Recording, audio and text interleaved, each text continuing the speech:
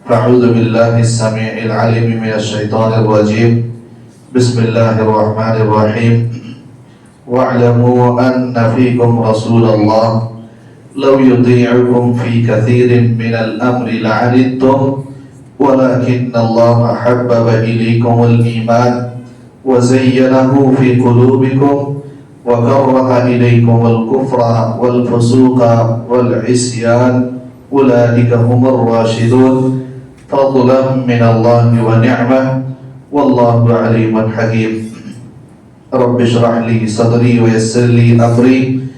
واحلل عقدة من لساني يفقهوا قولي رب زدني علما. محترم بزرگوں، حاضرین جمعہ، نوجوان ساتھیوں، عزیز بچوں اور اسلامی ماؤں بہنوں، اللہ تعالیٰ اس دنیا میں انسان کو مختلف توفیق سے، مختلف نعمتوں سے نوازتا ہے. البتہ اس دنیا کی جو سب سے بڑی توفیق اور اللہ کی نعمت ہے وہ اسلام، ایمان اور دین اسلام کی ہدایت کی نعمت ہے، جس کو اللہ تعالیٰ نے قرآن مجید میں صحابہ کرام کے ساتھ ذکر کیا. صحابہ کرام کو اللہ تعالیٰ نے جن توفیق سے، جن نعمتوں سے نوازا،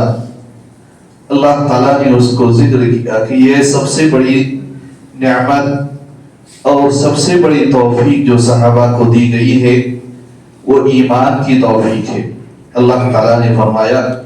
وَاعْلَمُوا أَنَّ فِيكُمْ رَسُولَ اللَّهِ، جان لو تمہارے درمیان ایک رسول ہے.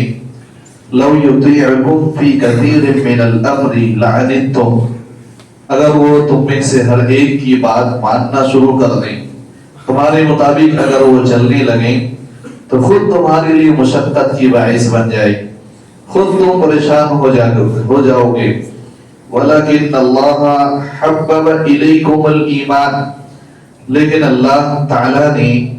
تمہارے لیے ایمان کو پسندیدہ بنا دیا. تمہارے دل میں اللہ تعالیٰ نے ایمان کو محبوب اور پسندیدہ بنا دیا، اسی لیے تم مومن ہو اور مسلمان ہو. وَزَيَّنَهُ فِي قُلُوبِكُمْ، اور تمہارے دل میں ایمان کو اللہ تعالیٰ نے بہت خوبصورت، مزین، آراستہ اور پیراستہ کر کے پیش کیا. وَكَرَّهَ إِلَيْكُمُ الْكُفْرَ وَالْفُسُوقَ وَالْعِصْيَانَ، اور اللہ تعالیٰ نے تمہارے دل سے کفر کا، فسق و فجور کا، اللہ اور اس کے رسول کی نافرمانی کی جو نفرت تھی وہ اللہ تعالیٰ نے ڈال دی. تمہارے دلوں میں گناہوں سے نفرت اللہ تعالیٰ نے ڈال دیا ہے. گناہ دیکھ کے تمہارے دل میں نفرت پیدا ہو جاتی ہے، کفر دیکھ کے تمہارے دل میں نفرت ہوتی ہے، فسق و فجور کا کام دیکھ کے تمہارے دل میں نفرت ہوتی ہے. تم ان گناہوں سے، فسق سے، کفر سے، نافرمانی کے کاموں سے بچ جاتے ہو. یہ اللہ تعالیٰ نے دنیا کی سب سے بڑی نعمت صحابہ کرام کے ساتھ ذکر کیا. لہذا اگر کسی کو ایمان کی، اسلام کی، ہدایت کی دولت ملی ہے، اس سے بڑی دولت انسان کے لیے اور کچھ بھی نہیں. اگر انسان کے دل میں گناہوں سے نفرت ہے، اگر انسان کے دل میں نافرمانی کے کاموں سے پریشانی ہوتی ہے، اگر انسان کو اللہ اس کے رسول کی نافرمانی کرتے ہوئے تکلیف ہوتی ہے، گویا یہ انسان اللہ تعالیٰ کی توفیق میں، اللہ تعالیٰ اسے انسان کو توفیق دینا چاہتا ہے. ہم اللہ تعالیٰ کے فضل و کرم سے، اللہ تعالیٰ نے ہمیں ایمان کی دولت سے، اسلام کی دولت سے نوازا ہے. گویا اللہ تعالیٰ ہمارے ساتھ خیر چاہتا ہے. ہزاروں، لاکھوں، کروڑوں لوگ دنیا میں، اللہ تعالیٰ نے ان میں سے ہمارا انتخاب کیا ایمان کے لیے، دنیا کی سب سے بڑی دولت کے لیے، اسلام کے لیے، ہدایت کے لیے. اور مسلمانوں میں بھی لاکھوں کروڑوں ایسے ہیں جو غلط راستوں پر ہیں. اللہ تعالیٰ نے ان میں سے ہمارا انتخاب کیا کہ ہم جو قرآن کے اندر توحید کا ذکر کیا گیا ہے، اس توحید کے اوپر قائم اور دائم رہیں۔ اللہ کے رسول صلی اللہ علیہ وسلم نے توحید کے مسائل، سنت کے مسائل، حدیث کے مسائل، نماز اور روزے کے مسائل، نماز کا مکمل طریقہ اور جو سارے احکام و مسائل ہیں جو اللہ کے نبی صلی اللہ علیہ وسلم نے بیان کیے ہیں اور صحابہ کرام نے اپنی آنکھوں سے دیکھ کے جو امت تک ان کو پہنچایا ہے، ہم تک پہنچایا ہے، اگر وہ ہمیں پڑھنے کا موقع ملتا ہے، دیکھنے کا موقع ملتا ہے، سننے کا موقع ملتا ہے، ان پہ عمل کرنے کا اگر چانس ملتا ہے، اس سے بڑی دولت اور دنیا کے ہمارے لیے کوئی بھی نہیں ہو سکتی۔ اس سے بڑی توفیق اللہ تعالیٰ کی کچھ بھی نہیں ہو سکتی۔ اللہ تعالیٰ نے اس کی توفیق دی اور یہ محض اللہ تعالیٰ کی توفیق ہے۔ فضلا من اللہ ونعمہ واللہ علیم حکیم۔ اللہ تعالیٰ نے اسی آیت کے بعد فرمایا اللہ تعالیٰ کا محض فضل ہے اور صرف اللہ تعالیٰ کی نعمت ہے، ہمارا اس میں کیا بھی نہیں، کچھ بھی ہمارا حصہ نہیں ہے، محض اللہ تعالیٰ کی توفیق ہے، اس کی نعمت ہے کہ اللہ تعالیٰ نے ہمیں ایمان کا راستہ دکھایا، اسلام کا راستہ دکھایا۔ یہ صرف اور صرف اللہ تعالیٰ کی توفیق ہے۔ اللہ کے رسول صلی اللہ علیہ وسلم کے پاس کچھ لوگ آئے، اعرابی نئے نئے مسلمان ہوئے تھے، اور آ کے آپ صلی اللہ علیہ وسلم کے سامنے ایسا معاملہ پیش کیا، ایسا اخلاق و کردار ظاہر کیا، گویا وہ اعمال سے، اپنی باتوں سے اللہ کے نبی صلی اللہ علیہ وسلم کے اوپر احسان جتلانا چاہتے تھے۔ وہ یہ کہنا چاہتے تھے کہ بہت سارے عرب لوگ ابھی بھی آپ کے دشمن ہیں، آپ سے لڑائیاں کرتے ہیں، آپ سے نفرت کرتے ہیں، آپ کو چین و سکون سے رہنے نہیں دیتے۔ ہم اسلام لے کر آ گئے ہیں، ہم آپ کے ساتھ ہیں، آپ کی طرف سے لڑ رہے ہیں، گویا ہم آپ کے اوپر احسان کر رہے ہیں۔ اللہ تعالیٰ کو یہ ادا اور یہ بات ہرگز پسند نہیں ہوئی۔ اللہ تعالیٰ نے فوراً نازل کیا قرآن کی آیت یمنون علیک ان اسلموا قل لا تمنوا علی اسلامکم، کیا وہ آپ کے اوپر احسان جتلاتے ہیں کہ وہ ایمان لے کر آ گئے ہیں، مسلمان ہو گئے ہیں؟ مسلمان اور ایمان مومن بن کے وہ آپ کے اوپر احسان کر رہے ہیں؟ بل اللہ یمن علیکم، بلکہ اللہ تعالیٰ کا احسان ہے کہ اللہ تعالیٰ نے ان کو ایمان کی، اسلام کی ہدایت دی۔ یہ محض اللہ تعالیٰ کی توفیق ہے، یہ اللہ تعالیٰ کی نعمت ہے کہ ہمیں اللہ تعالیٰ نے ایمان اور اسلام جیسی دولت سے نوازا ہے۔ اور اللہ تعالیٰ نے صرف ایمان اور اسلام نہیں، اللہ تعالیٰ نے بہت ساری نعمتوں سے، توفیق سے اللہ تعالیٰ نے نوازا ہے۔ اور ایک بات ہمیشہ ہمیں یاد رکھنا چاہیے، قرآن کی بے شمار آیات میں، اللہ کے نبی صلی اللہ علیہ وسلم کی بے شمار حدیثوں کے اندر اللہ کے رسول صلی اللہ علیہ وسلم نے اس بات کا ذکر کیا کہ اللہ تعالیٰ جس بندے کے ساتھ خیر چاہتا ہے، اللہ جس کے ساتھ خیر کا معاملہ کرنا چاہتا ہے، اسی کو ایمان کی، اسلام کی، ہدایت کی، نماز روزہ کی، اطاعت کے کاموں کی اور نیکی کی کاموں کی توفیق دیتا ہے۔ یہ اللہ تعالیٰ جب بندوں کے ساتھ خیر چاہتا ہے تب اللہ تعالیٰ اس انسان کو ان چیزوں کی توفیق دیتا ہے۔ اللہ کے نبی صلی اللہ علیہ وسلم نے فرمایا من یرید اللہ بہ خیرا یفقہہ فی الدین، اللہ تعالیٰ جس کے ساتھ خیر دینا چاہتا ہے، جس کو خیر دینا چاہتا ہے، اللہ تعالیٰ اس کو اللہ تعالیٰ دین کی سمجھ عطا کرتا ہے۔ دین کی سمجھ اگر آتی ہے، قرآن حدیث کی چند باتیں اگر ہم سیکھ پا رہے ہیں، کسی علمی مجلس میں اگر ہم بیٹھ پا رہے ہیں، قرآن حدیث کی تفسیر اگر ہم کہیں سے کچھ سن پاتے ہیں، یہ محض اللہ تعالیٰ کی توفیق ہے۔ اور ہمیں اس بات کا احساس بھی ہونا چاہیے اللہ تعالیٰ ہمارے ساتھ خیر چاہتا ہے اور اللہ تعالیٰ ہمیں بھلائی کی طرف راغب کرنا چاہتا ہے۔ اس طرح کی بے شمار نعمتیں اللہ تعالیٰ نے ہمارے ارد گرد رکھا ہے، ہدایت کے بہت سارے وسائل اور ذرائع اللہ تعالیٰ نے ہمارے سامنے رکھا ہے۔ ہدایت کے لیے اللہ تعالیٰ نے انبیاء کرام کو بھیجا، رسولوں کو بھیجا، اللہ کے نبی صلی اللہ علیہ وسلم کا اس دنیا میں آنا یہ سب سے بڑی اللہ تعالیٰ کی نعمت ہے۔ ہم سب کے لیے اللہ کی بڑی توفیق ہے کہ اللہ کے نبی صلی اللہ علیہ وسلم نے دین ہم تک پہنچایا،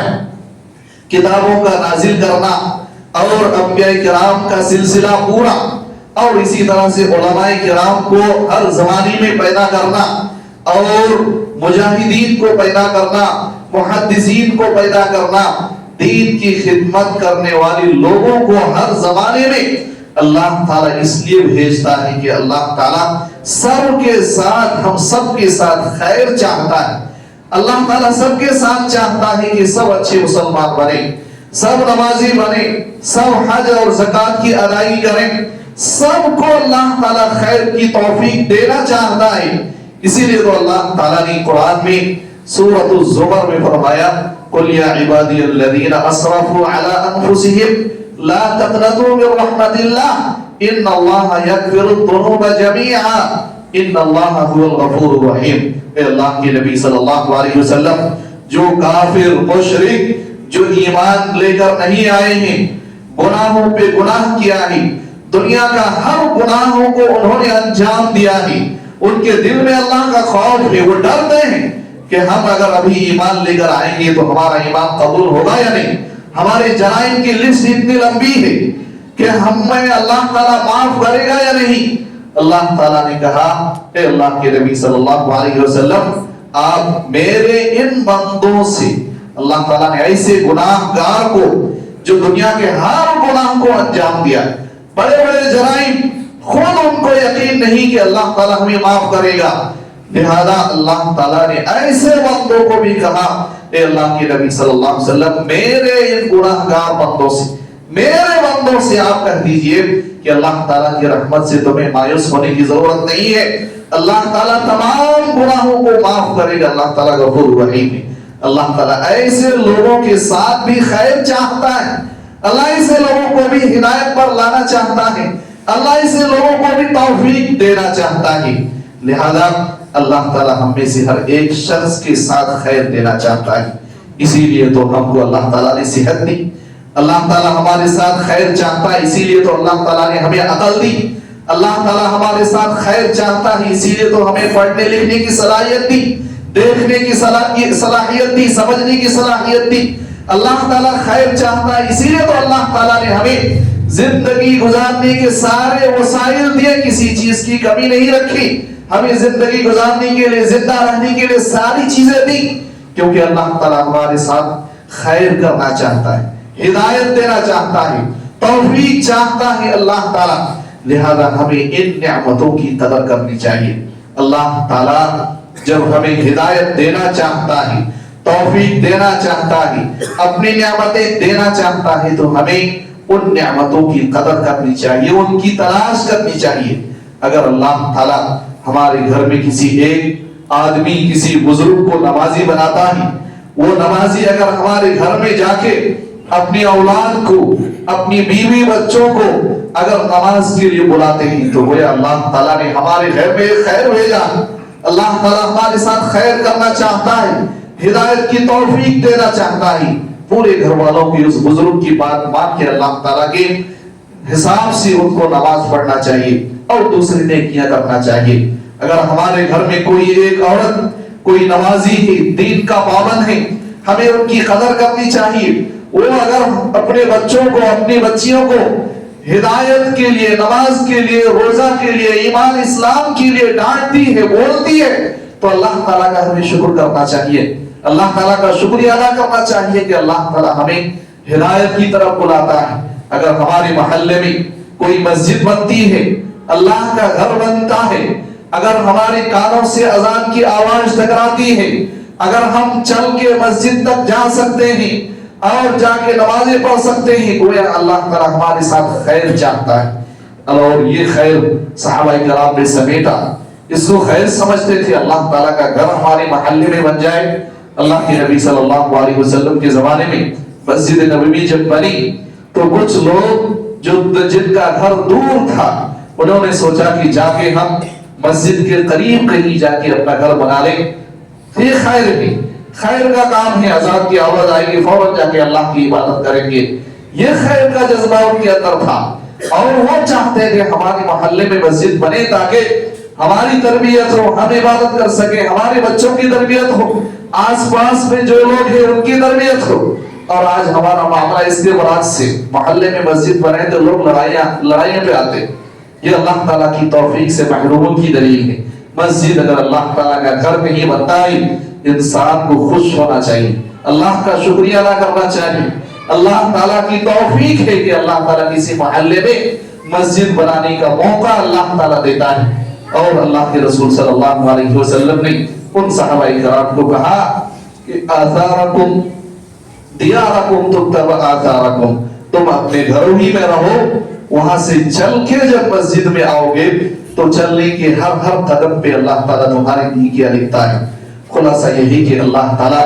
ہم میں سے ہر ایک شخص کے ساتھ ہدایت چاہتا ہے، اللہ ہمیں اچھے راستے کی طرف رہنمائی کرنا چاہتا ہے، اور اللہ تعالیٰ ہدایت ہمیں اس وقت دیتا ہے جب ہم ضرورت محسوس کریں کہ ہمیں ہدایت کی ضرورت ہے، جب ہم اللہ تعالیٰ سے مانگے کہ اللہ تعالیٰ ہمیں ہدایت کی ضرورت ہے، اور ہم میں سے ہر ایک شخص کو ہدایت مانگنے کی ضرورت ہے۔ اسی لیے تو ہر نماز کے ہر رکعت میں سورۃ الفاتحہ میں اہدنا الصراط المستقیم، اللہ تعالیٰ تو ہمیں ہدایت پر رکھ، ہدایت کے راستے میں چلا، ہر رکعت میں پڑھنے کا اللہ تعالیٰ نے حکم دیا ہے۔ اللہ کے نبی صلی اللہ علیہ وسلم سب سے بڑے ہدایت یافتہ تھے، آپ بھی اس آیت کو، قرآن کی آیت کو ہر نماز میں پڑھتے تھے۔ اس کا مطلب یہ ہے کہ ہر ایک شخص کو اس دعا کی ضرورت ہے، ہدایت مانگنے کی ہر ایک شخص کو ضرورت ہے۔ ہر رکعت میں اللہ کے نبی صلی اللہ علیہ وسلم نماز میں یا مقلب القلوب ثبت قلبی علی دینک، اے دلوں کو پھیرنے والے تو میرے دل کو پھیر دے تیرے دین کی طرف۔ اللہ کے نبی سب سے بڑے ہدایت یافتہ، اس کے باوجود ہدایت کی دعا کرتے ہیں۔ لہذا ہمیں ہدایت کے لیے سب سے پہلے اللہ تعالیٰ سے دعا مانگنی چاہیے اور توفیق مانگنی چاہیے، اور دوسری بات ہدایت کے لیے ہمیں اللہ تعالیٰ کی ہدایت حاصل کرنے کے لیے محنت کی ضرورت ہے۔ اللہ تعالیٰ نے فرمایا والذین اہتدوا زادہم ھدی وآتاہم تقواہم، جو لوگ ہدایت کو تلاش کریں گے ہم ان کو ہدایت دیں گے۔ اللہ تعالیٰ نے ایک جگہ اور فرمایا والذین جاہدوا فینا لنہدینہم سبلنا،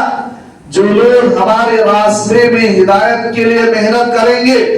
ہم اپنے ایسے لوگوں کو اپنی ہدایت کے راستے دکھائیں گے۔ ہدایت سے ہدایت ملتی ہے، جب انسان اللہ تعالیٰ کے راستے میں ہدایت کی تلاش میں نکلتا ہے تب انسان کو ہدایت ملتی ہے۔ آج ضرورت ہے کہ ہم اپنی ہدایت کو تلاش کریں، اس کے لیے محنت کریں۔ اللہ تعالیٰ نے قرآن کی شکل میں اپنی کتاب نازل فرمائی جو ہر ایک مسلمان کے لیے ضروری ہے، ہر ایک مسلمان کو پڑھنا سمجھنا ضروری ہے۔ ایک بار قرآن کو پڑھ کے دیکھنا چاہیے۔ اللہ کے نبی صلی اللہ علیہ وسلم کی بے شمار حدیثیں اور بے شمار حدیثوں کی کتابیں، 6 اہم کتاب جن کو کتب ستہ کہا جاتا ہے، جن 6 کتابوں کے اندر دین کے تقریباً سارے احکام و مسائل کو ذکر کر دیا گیا ہے۔ شاید ہی کوئی مسئلہ ہے جو ان 6 کتابوں کے اندر نہیں ہے۔ بخاری، مسلم، ابو داؤد، ترمذی، نسائی، ابن ماجہ۔ اللہ تعالیٰ نے آج بہت سارے وسائل ہمارے پاس دیے ہیں، یوٹیوب کے ذریعے، انٹرنیٹ کے ذریعے، اور اسی طرح سے بہت ساری زبانوں میں، بلکہ دنیا کے ہر زبانوں میں آپ کو قرآن کا ترجمہ ملے گا، حدیثوں کا ترجمہ ملے گا۔ ایک بار آپ قرآن کے اندر اللہ تعالیٰ نے کیا عقیدہ ذکر کیا ہے اس کو پڑھ کے سمجھنے کی کوشش کریں۔ ایک بار اللہ کے نبی صلی اللہ علیہ وسلم نے حدیثوں کے اندر کیا عقیدہ ذکر کیا ان کو ایک بار پڑھ کے دیکھیں۔ اللہ کے نبی صلی اللہ علیہ وسلم نے نماز کے کیا طریقہ حدیثوں کے اندر بتائے ہیں، رکوع کیسے کرنا ہے، رکوع کے بعد کیسے کھڑا ہونا، کتنی دیر کھڑا ہونا، ہاتھ اٹھانا یا نہیں اٹھانا، رفع الیدین کرنا یا نہیں کہنا، آمین بالجہر زور سے آمین کہنا یا نہیں، اور ٹھہر ٹھہر کے نماز پڑھنا، سورۃ الفاتحہ ہر رکعت میں پڑھنا، یہ سارے احکام و مسائل حدیثوں کے اندر بیان کیے گئے ہیں۔ آپ ہماری بات نہیں مانی، کسی کی بات نہیں مانی، اللہ تعالیٰ نے آپ کو صلاحیت دی ہے، ایک بار آپ کسی کو بتائے بغیر حدیث کی ان کتابوں کو، نماز کے احکام و مسائل، کسی بھی بات کو، کسی بھی طرح کے احکام و مسائل کو آپ اٹھا کر دیکھ لیجئے، اور اس کے بعد پھر اپنی محلے میں اپنے علاقے میں جو مساجد آپ کے سامنے پائی جاتی ہیں ان مساجد میں جا کے آپ دیکھیں کہ اللہ کے نبی صلی اللہ علیہ وسلم کی نماز جو حدیثوں کے اندر صحابہ کرام نے اپنے آنکھوں سے دیکھ کے بیان کیا وہ نماز کہاں پہ ملتی ہے آپ اس کے حساب سے فیصلہ کریں اس نماز کو آپ پڑھنے کی کوشش کریں جس نماز کو اللہ کے نبی صلی اللہ علیہ وسلم نے پڑھا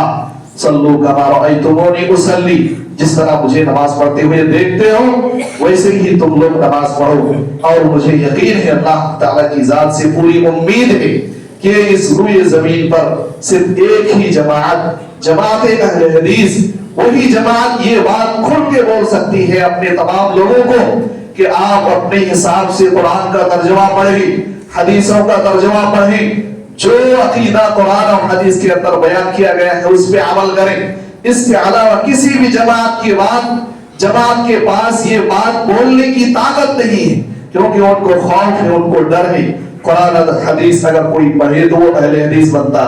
لہذا ایک بار آپ ان سارے رکاوٹوں سے ہٹ کر قرآن کا مطالعہ کرنے کی کوشش کریں قرآن پڑھیں حدیثوں کو پڑھنے کی کوشش کریں اور آپ اپنے حساب سے فیصلہ کریں اور اس کے بعد آپ ساری مساجد کا ساری چیزوں کا جائزہ لے کر آپ اپنے حساب سے زندگی کا رخ متعین کریں جو طریقہ آپ کو اچھا لگے وہ کرنے کی کوشش کریں زندگی کے بہت سارے مسائل میں ہم بہت محنتیں کرتے ہیں اللہ تعالیٰ کی دین کو سمجھنے کے لیے ہدایت کے لیے ہمیں کم سے کم اتنی محنت تو کرنی ہی چاہیے کہ اللہ نے جو پیغام ہمارے پاس ہمیشہ کے لیے بھیجا ہم سب کے لیے بھیجا